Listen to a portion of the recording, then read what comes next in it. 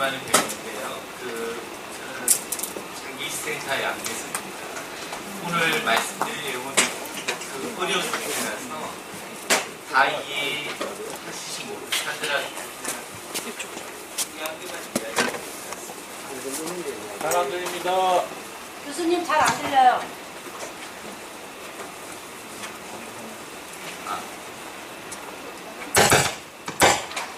예, 잘 들리세요? 네. 거부 반응이라는 게 뭔가 하면 우리 몸에 다 면역성이라는 게 있습니다. 우리 몸의 면역성은 어떤 건가 하면 남에게 들어오면 자기가 틀리다는 것을 구별을 해서 공격해서 우리 몸을 지키는 게 면역성입니다.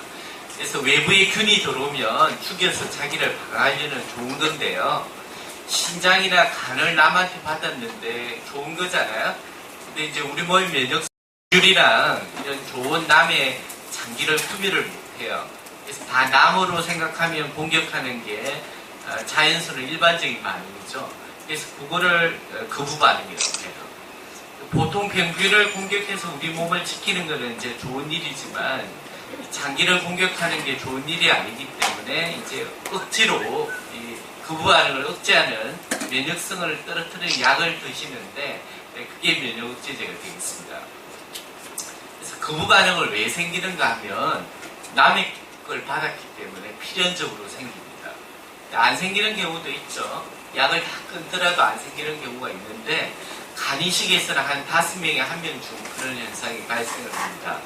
그걸 이제 간용 현상이라고 하는데 자기가 그 5명 중에 1명이 될지 안 될지 모르잖아요. 그래서 약을 끊는 거는 굉장히 위험한 일이겠죠. 그래서 현재 연구를 열심히 하고 있는 게 어떤 환자는 약을 끊어도 되고 어떤 환자는 계속 먹어도 되는지 그걸 이제 구별하려는 게 열심히 연구를 하고 있는데 아직은 결론이 안 나와 있습니다. 그래서 계속 드셔야 되고요. 신장이식 환자 100명에 5명도 그런 일이 안 생겨요. 그래서 평생 먹어야 된다고 생각하시면 되겠습니다. 일반적으로. 그래서 거부 반응을 일으키는 우리 몸의 이제 물질은 면역세포라는 게 있어요. 피 안에 떠다니는 세포들인데 그 적혈구가 있어서 우리 몸의 피에 혈액이 빨갛게 만들잖아요. 산소를 운반하는데 적혈구 외에 이제 하얀 세포들이 있어요. 그걸 백혈구라고 하는데 백혈구들이 면역세포들입니다. 그래서 혈액 속에 떠다니는 세포로서 남의 장기를 공격을 합니다. T세포하고 B세포라는 두 가지 백혈구가 있어요. T세포는 이제 남의 장기를 바로 공격해요. 그래서 그런 거를 세포 맥에선 거부 반응이라고 하고요. 제일 흔한 거부 반응입니다. 이 B세포는 자기 자체가 공격을 안 하는데요. 항체라는 단백질, 우리 피 속을 떠다니는 단백질 물질을 만듭니다. 이 항체라는 게 장기를 공격을 하는 거죠. 그거를 이제 잘못 적었는데 항체 맥에선 거부 반응을 일으키는 거죠. 그래서 항체는 뭔가 하면 우리 몸의 혈액 속을 떠다니는 단백질로 남의 장기를 공격하는 물질이에요. 우리 예방주사 맞잖아요. 예방주사는 균을 약화시켜서 우리 몸에 주사를 해요. 그러면 면역세포가 남의 거라는 걸 인지를 해서 그 병균을 공격하는 항체를 만들거든요. 그래서 예방주사는 억지로 항체를 만들게 하는 거죠. 그래서 항체라는 건 기본적으로 병균을 공격해서 우리 몸을 지키는 좋은 건데 남의 장기라는 특수한 상황이기 때문에 항체가 생기는 게 자연스러운 현상인데 억지로 항체를 안 생기게 만들어야 되고요. 항체가 생기면 항체를 줄이는 치료를 해야 이 장기를 보존을 할 수 있습니다. 항체 맥에서는 거부 반응으로부터. 이제 면역제제는 뭔가 하면 면역세포를 억눌러서 거부 반응을 억제하는 겁니다. 끊으면 대부분에서 거부 반응이 생기기 때문에 평생 복용해야 되죠. 그래서 거부 반응의 종류는 크게 두 가지입니다. 세포 맥에서, 항체 맥에서 가장 흔한 거부 반응이죠. 그런데 거부 반응을 대개 요즘은 10명 중 1명 정도에서 생깁니다.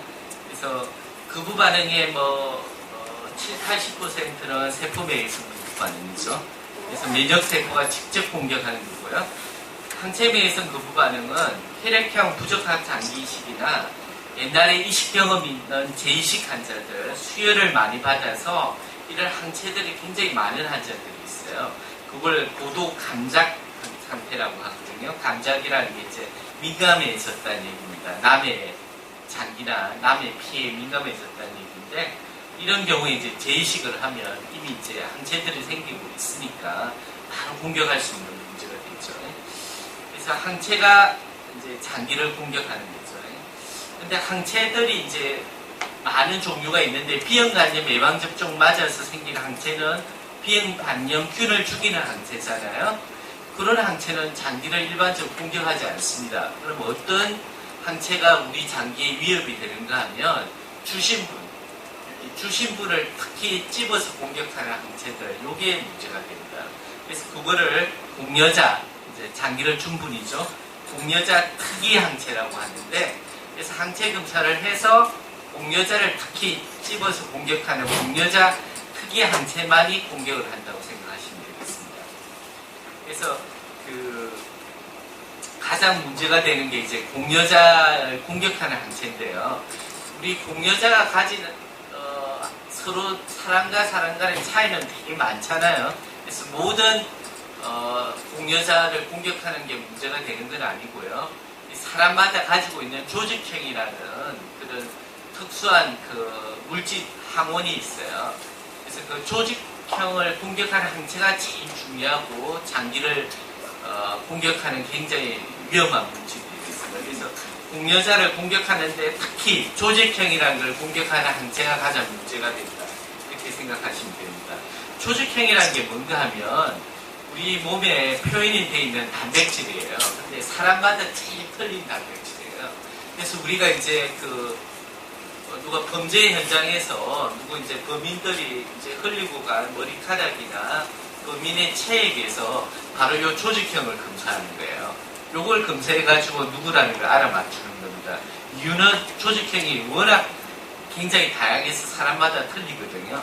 다른 단백질은 사람마다 비슷한 게 굉장히 많아요. 조직형은 워낙 틀리기 때문에 요걸 검사하면 누가 흘리고 간 건지 알 수 있어서 범인을 이제 검거하는 데 많이 사용하고 있거든요. 근데 이제 이식했을 때는 요게 제일 문제가 되는 항원이에요. 서로 많이 틀리니까요. 그래서 우리가 형제들한테 받으면 요게 반응 같거든. 부모님한테 받거나 자식한테 받으면 반응 같잖아요. 그래서 친척들한테 받으면 요게 비슷하기 때문에 좀 더 경과가 좋다는 거고요. 우리 6개 중에 몇 개 맞냐 하는 게 이 조직형을 따지는 겁니다.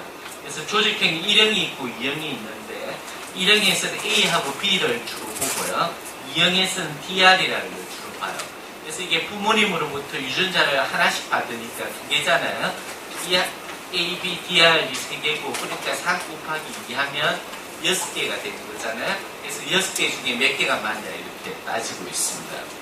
그렇지만 요즘 들어서 재이식 환자들은 다른 조직형도 좀 중요하다는 게 밝혀져서 재이식 환자들은 DQ도 하고 C도 검사를 하고 있습니다. 초이식 환자는 앞에 것만 하시면 되고요.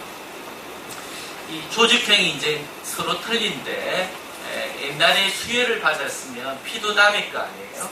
그래서 남의 조직형을 경험을 하면 우리가 예방접종 맞는 것처럼 항체가 생겨요. 그래서 다음에 한 번 더 경험할 때 그 항체가 공격을 하는 거죠. 그래서 수혈을 받았을 때도 그랬고요. 출산을 하면 남편 항원이 반이 노출이 되잖아요. 남편도 남이니까 출산을 할 때 남편 항원에 노출이 돼서 남편을 공격하는 항체가 생기는데 하필이면 공여해주는 사람하고 남편하고 이런 조직형이 비슷하면 공격을 할 수 있는 거죠. 또는 옛날에 장기식을 했으면 옛날 장기에 대해서 공격하는 게 생기잖아요. 시간이 지나면. 그래서 재이식할 때 문제가 될 수도 있습니다. 그래서 제일 중요한 게 항조직형 항체라는 거. 항혈액형 항체는 일반적으로 문제가 안 되는데 혈액형이 서로 안 맞는 사람끼리 재이식할 때는 문제가 될 수가 있습니다. 그래서 항체맥에서 부부 반응은 이제 크게 3가지가 있습니다. 초급성, 급성, 만성인데 초급성은 뭔가 하면 수술장에서 바로 장기를 잊자마자 공격을 해서 장기가 다 망가져요. 1시간 안에 모든 게 다 끝납니다. 이건 살릴 수가 없어요. 무조건 생기면 제거하는 수밖에 없는데 이게 왜 생기는가 하면 공여자를 공격하는 조직형 항체가 이미 몸 안에 많이 떠다니고 있을 때 생깁니다. 그래서 현재 과거에만 많이 생겼지만 현재는 거의 안 생겨요. 왜냐하면 요즘에는 이 항체 검사를 하기 때문에 그 다음에 받으실 분하고 주실 분은 피를 미리 섞어봐서 궁합을 검사를 하시거든요. 그래서 궁합이 맞을 때만 인식하기 때문에 이런 경우는 생기지는 않지만 과거에는 생겼었죠. 근데 항체 양이 초급성을 일으킬 정도로 많지는 않지만 조금 있을 때는 급성 항체 맥에서 부부하는 걸 일으킬 수 있습니다. 언제 주로 많이 생기는가 하면 이식 후 하루부터 한 달 내에 제일 많이 생깁니다. 이거는 이제 이식 전 항체가 소량 존재해서 1시간 만에 다 망가뜨리지는 못하더라도 이게 존재하다가 이식 후 남의 장기를 경험하니까 이제 자극을 받아서 늘어나서 이제 공격하는 게 되겠죠. 그래서 불행히도 일단 생기면 치료가 반 이상에서 안 돼요. 세포맥에서 부과하는 치료가 잘 되는데 치료가 잘 안 되기 때문에 굉장히 중요하고 피하는 게 예방하는 게 더 중요하죠. 만성 항체맥에서 부부하는 뭔가 하면 3달 이후에 잘 생기는 부부랍니다. 이거는 급성처럼 강력하게 망가뜨리진 않지만 건투로 따지면 이렇게 축제입을 날리는 거예요. 조금 손상을 일으켜서 나중에는 돌이킬 수 없는 손상을 가져오는 건데 우리가 남의 장기를 이식받으면 뭐 20년, 30년, 10년 다 어느 정도 시간이 지나면 다 망가지잖아요. 원인 1위가 만성 항체맥에서 부부하기 때문에 그래요. 이게 없다면 평생 아마 쓸 수 있을 겁니다. 이것 때문에 이제 평생 못 쓰는 건데요. 급성은 약을 세게 쓰니까 요즘은 많이 극복을 했지만 이 만성은 아직은 극복을 잘 하고 있지 못합니다. 이제 만성의 가장 중요한 원인은 약을 잘 걸러서 그래요. 한 10년, 5년 이렇게 지나면 뭐 아무 탈도 없고 병원에 와도 똑같은 소리하고 똑같은 약 주잖아요. 그래서 뭐 바쁠 때 한두 번 그러죠. 한두 번 그럴 때 괜찮아요. 그러다가 뭐 바늘 도둑이 소도둑이 되고 도둑질은 아니지만 계속 그러다가 결국에 생기는 원인 1위죠. 청소년들이 제일 많이 생겨요. 면역제제 먹다가 이제 얼굴이 달덩이처럼 되고 그러니까 좀 사춘기 때 잘 안 먹죠. 그래서 많이 생기는데 오래 먹다 보면 사춘기 아닌 분들도 많이 그러시더라고요. 그래서 처음엔 괜찮지만 안 먹으면 결국 남의 거기 때문에 100% 거의 생기죠. 물론 단위식에서는 뭐 20% 그렇게 끊었는데 우연히 약 끊고도 괜찮은 사람이라 가지고 괜찮은 경우도 있지만 5분의 4는 다 망가지는 거죠. 그래서 약을 잘 드셔야 돼요. 일단 생기면 급성보다 더 치료가 안 돼요. 그렇기 때문에 예방하는 게 중요합니다. 그래서 면역제제는 소량을 먹는 게 많이 요구량은 많지는 않지만 소량을 끝까지 먹는 게 중요합니다. 그래서 이제 조직형을 어떻게 검사하는가인데 상당히 복잡한데 간단하게 이야기하면 주는 분 공여자 세포를 피세포를 뽑아내요. 그 다음에 받는 사람 혈장 받는 사람 혈액에 물을 꺼내서 이렇게 섞어봐요. 이 항체가 있으면 이렇게 공여자 조직형에 붙는 항체가 있으면 이렇게 붙거든요. 붙으면 공격하는 물질을 섞어주면 이 세포에 구멍이 나서 염색약이 들어가서 원래는 이렇게 밝게 보여야 되는데 이렇게 빨갛게 변해요. 죽으면. 그래서 이게 몇 프로 중이냐에 따라서 양성, 음성으로 따져서 이게 양성이면 궁합이 안 맞는다고 생각해서 이식을 안 하고요. 억지로 이식하려면 항체를 제거하고 이식하는 혈관 장치를 한 다음에 이식을 하게 되어 있습니다. 그래서 항체 검사들이 종류들이 굉장히 많습니다. 그래서 항체 검사들이 종류들이 발전을 했기 때문에 요즘 이제 그 항체맥에서 부부하는 예방을 많이 할 수 있고요. 생겼을 때 이제 치료도 적극적으로 할 수 있게 됐지만 너무 복잡해서 이제 하나하나 설명을 안 드릴게요. 먼저 선별 검사를 해서 있냐 없냐를 봐요. 있으면 정밀 검사를 동정이나 단일 항원 검사를 하는데 하는 목적은 아주 정확하게 있으면 공여자를 공격하는지 안 하는지 구별하려고 정밀 검사를 하는 겁니다. 항체가 좀 있더라도 하필이면 공여자를 공격 안 하는 피해가는 항체면 뭐 그나마 괜찮거든요. 그렇게 검사들을 하고요. 혈액형 항체 검사는 이제 주는 사람 피하고요. 받는 사람 피를 섞어 봤을 때 공격하는 항체가 있으면 이렇게 피를 결합을 시키거든요. 좀 이렇게 옮겨요.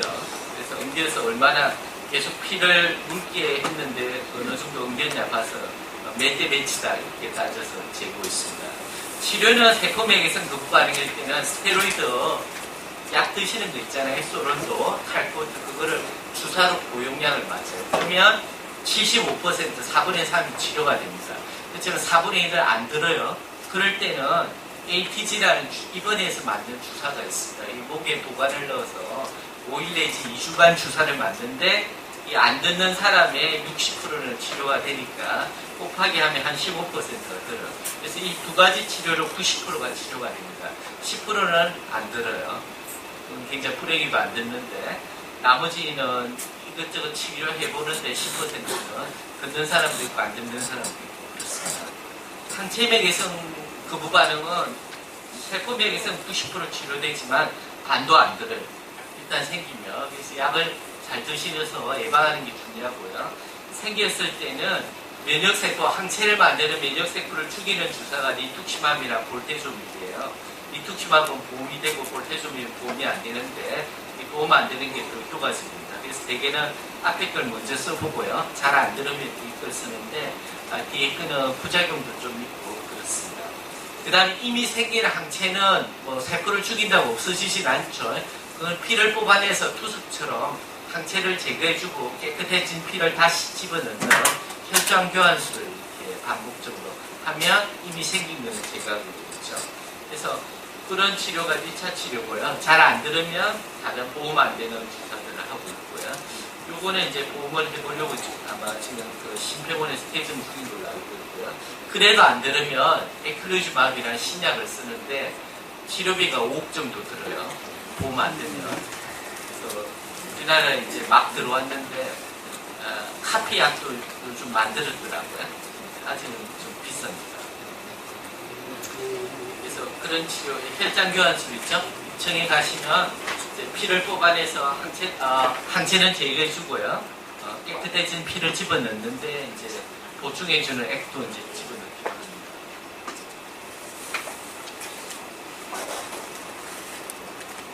그래서 이제 혈액형 부적합이나 이런 조직형 항체들이 이미 많이 생겨 있는 사람들은 이렇게 혈장 교환을 반복적으로 항체가 얼마나 많으냐에 따라서 혈장 교환 횟수를 조절을 해요. 항체가 적으면 그냥 주사만, 세포 죽이는 주사만 맞기도 하고요. 항체가 아주 많을 때는 3주간 10몇 번이나 혈장 교환을 할 수도 있습니다. 혈장 교환을 하기 전에 세포 죽이는 주사 맞고 그 다음 혈장 교환해서 이제 이식하게 되는 거죠. 그래서 오늘 말씀드린 내용을 이제 요약을 드리면 먼저 그 궁합 검사를 이제 해야 되니까 조직형이 서로 어떻게 틀린지 공여자하고 받는 환자분의 조직형 검사를 하고 있습니다. 이거는 그 부분을 공격하는 항체의 목표 물질이 되는 거죠. 그래서 A, B, DR을 주로 검사하지만 제이식 환자나 뭔가 경과가 안 좋으면 C나 DQ까지 검사를 요즘 하고 있고요. 그래서 수혜자하고 공여자 조직형을 서로 맞춰봐서 서로 안 맞는 공여자의 조직형이 중요합니다. 그러니까 교차 반응은 이제 환자분의 피 속에서 이 공여자의 조직형을 공격하는 항체가 있는지 없는지 피를 이렇게 섞어보는 거예요. 그래서 우리 내사자 배분할 때도 요거 섞어봐가지고 반응이 있으면 그분한테는 배정을 안 해요. 살아있는 가족이 줄 때는 그분한테 배정을 할 거니까 억지로 항체를 제거하는 탈감작 치료를 하고 받게 되는데요. 내사자는 탈감작 하지 않고도 받을 사람들이 많이 기다리고 있으니까 내사자 경우에는 탈감작 하면서 주지는 않습니다. 탈감작이 필요한 사람들은 미리 그냥 자기가 알아서 해야 되는데 보험이 안 되죠. 내사자는. 그래서 우리가 이제 교차 반응을 하려고 내사 이식 기다리는 분이 1년이나 2년에 한 번씩 피를 미리 항상 뽑아놓고 있습니다. 그래서 이제 교차 반응이 아주 셀 때는 탈감작도 안 들어요. 그때는 뭐 포기해야 되고 다른 사람한테 받아야 되고 약할 때는 항체를 제거하고 세포를 죽이는 주사를 하는 탈감작 치료를 하고 이제 받게 되는 거죠. 혈액형 항체가 있으면 이제 많을 때는 뭐 여러 번 혈장 교환도 해야 되고 적을 때는 주사 한 방이면 되는 거죠. 그래서 그 결국에 항체맥에서 그 반응은 일단 생기면 치료가 잘 안 되고 장기 소실을 가져오는 가장 중요한 원인이기 때문에 정확하고도 지속적인 면역제제 복용이 제일 중요하죠. 그래서 예방하는 게 무엇보다 제일 중요하다고 말씀드릴 수 있습니다. 그래서 시간을 좀 가가지고 좀 빨리 말씀드렸고요. 한 질문 한 8분 정도 있는데 오늘 강의한 거 말고도 뭐 관련되는 거 한 분당 질문 하나씩만 해주십시오. 선생님, 항체 검사를 어떻게 제가 저 항체가 얼마나 있는가 없는가를 검사할 때 어디에서 선생님한테 예, 보통 이제 담당 주치의가 검사를 하는데요. 이식 전에 되게 하고요. 이식 후 1년째, 5년째 되게 합니다. 검사 비용이 있으니까 뭐 매년 하는 게 좋긴 한데 매년 하기는 사실 힘들고요. 무슨 문제가 생겼을 때, 신장이나 간이 나빠졌을 때 그때 또 검사를 하고요. 간은 항체맥에서는 그 부분이 신장보다는 덜 생기고 덜 민감해요. 간이 워낙 크기 때문에 항체를 빨아들일 공간이 많거든요. 그래서 간이식 환자도 항체맥에서는 그 부분이 있지만 신장보다는 덜합니다. 네. 0820 환자인데요. 네. 담배류가 플러스 2예요. 근데 제가 지금 꽁프로하고 노바스코 혈압약을 복용하고 있어요. 근데 인터넷 뒤져보니까는 사이클렌 치료를 해가지고 담배류를 저담배 복용 없어 좀 수치가 좋아져서 그러거든요. 네. 그게 가능해요? 원래 신장병이 무슨 병이었어요? 고혈압. 네. 늦게 발견했나요? 신장병은요? 고혈압약을 복용을 안 했어요. 근데 신장이 망가졌을 때 아주 초반부터 발견돼서 쭉 관리하다가 다 망가졌나요? 그러면 거의 다 망가진 상태에서 발견됐나요? 신장병이? 전자인데요. 예? 전자. 진짜요? 담배뇨 나왔나요? 이식 전에요? 네, 나왔어요. 우리가 이제 담배뇨가 신장에서 새는 경우가 있는데요. 그 원인이 크게 두 가지예요. 만성 항체맥에서 굴과요. 아까 말씀드린 거. 두 번째는 사람 체질은 똑같잖아요. 신장을 갈아 낀 거지. 그러니까 그 신장을 원래 공격하는 병이 이제 자기 신장을 자기가 공격하는 병이 이제 자가 면역성 신장 질환이라고 하는데 그럴 때 담배뇨가 많이 나오는 그런 병들이 있으세요. 그런 체질은 가지고 있는데 그 치료도 사실은 면역제예요. 근데 이제 이식한 다음에 면역제 처음에 세게 쓰다가 시간이 지나면 괜찮으니까 점점 줄이잖아요. 줄이면 억제되어 있던 자기 신장병 만들려는 본성이 발동이 돼서 재발을 해요. 그래서 재발하면서 공격해서 이제 신장이 망가지니까 단백질이 새는 거죠. 그 재발성 신장 질환 중에 일부는 사이폴에 들어요. 그래서 이제 들었던 사람은 듣는 거고요. 그래서 모든 환자한테 해당되는 경우는 아니고 이 단백뇨 나오는 원인이 재발성 신장 질환이냐 만성 항체맥에서 구분하느냐 먼저 구별해야 되고요. 재발성 항구가 구별하는 방법은 조직검사 더하기 항체검사예요. 근데 조직검사 중에서 단백뇨가 주로 많이 나오는 신장 질환이고 그게 사이폴에 듣는 질환이면 한번 치료해 볼 수도 있죠. 근데 이미 드시고 있는 면역제제가 되게 그런 거 억제하는 약이기 때문에 치료하기 무지 까다롭습니다. 재발성 신장질환은요. 그러면은 음식을 아주 즐겁게 먹고요. 그냥 단백질은 그 저단백도 할 필요 없고 고단백도 할 필요 없어요. 그냥 적당히 드시면 돼요. 다른 분 질문합니다.